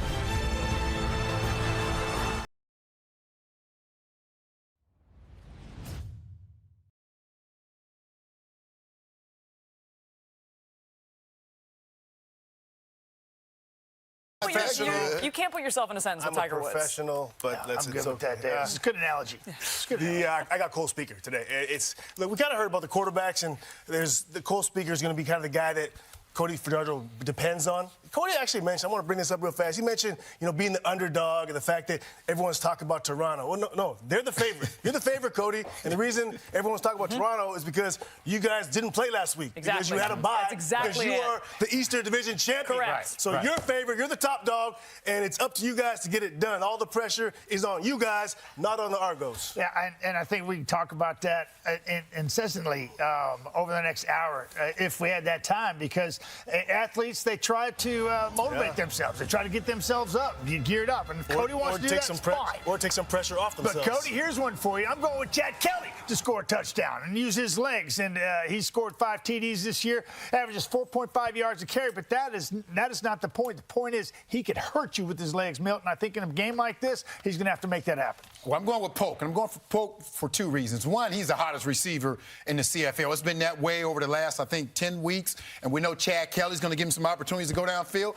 I think the most important reason, because Kate is going with Polk. And early on in the season, Kate was making her picks, and I was right behind her. Then she started not letting us know what her picks were, so I didn't know what to do. But she let us know this week, so I'm going with Polk because Kate. I'm also dead last in the standings. Like, this was a serious misstep. It really was. Why do you chase Chance? Do not make the picks that I make. I am never horrible at Chance. Have you been behind Chance? You know Chance? what? I'm super confused by the game as it is. I didn't understand it in the beginning. Now Ches explained it to me, so all I know is I'm coming in hot next season. So to recap, we need the Argos to score a few touchdowns today in order to close the gap on Ches. Ches, the only one of us that's on a player from the Alouettes to score Enoch, is Demonte Coxey at longer than 2-1. And our FanDuel Anytime TD picks for the CFL Eastern Final officially locked in. With his thoughts on the Eastern Final, let's head over to Paul LaPolice with Coach's Playbook. When I looked back at the statistics, the film of Montreal and Toronto in the Eastern Final game, came down to 3 key points. What I think is going to be important for the win. Let's start with this. Montreal red zone defense, the best in the CFL by far this year, and one of the best in the last 5 years. They've only allowed 40% touchdowns. And what is the red zone from the 20-yard line in? They've been spectacular. The league average is about 55% over the past 5 years. They hold them out and keep them out. Hey, here's Chad Kelly. Chad Kelly's game when they won, he had 8 field goals in that football game. So Toronto's got to get into the end zone and finish with 7s, not 3s.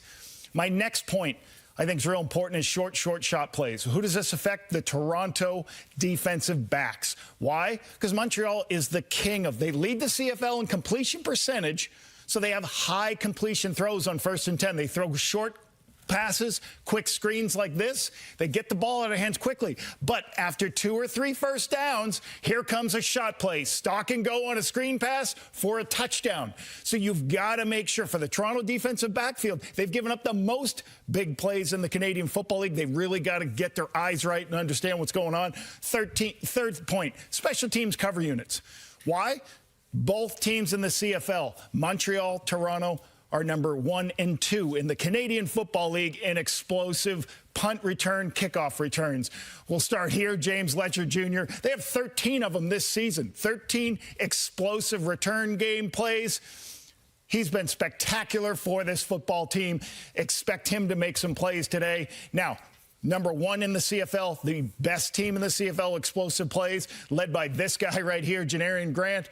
He's got 15, or the team has 15 explosive plays. So you do not want to be punting all game to these two returners. You do not want to miss a long field goal against these players in the back end. So those cover units are going to have to really be ready for their keys and make sure they know what they're doing. Those are my 3 big points. I can't wait to hear those air horns. Let's get this game going.